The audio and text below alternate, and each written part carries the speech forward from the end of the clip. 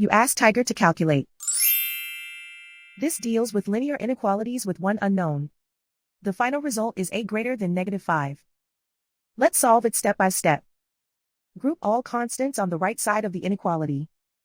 Subtract 4 from both sides.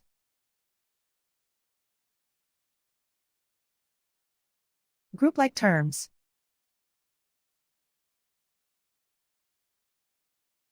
Simplify the arithmetic.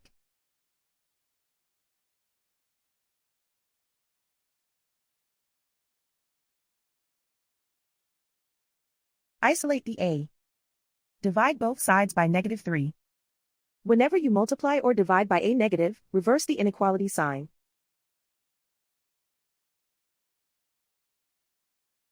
Cancel out the negatives.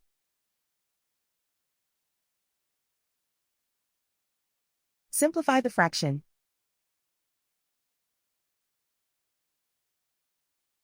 Move the negative sign from the denominator to the numerator.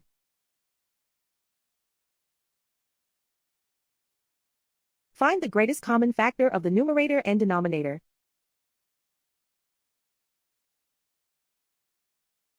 Factor out and cancel the greatest common factor.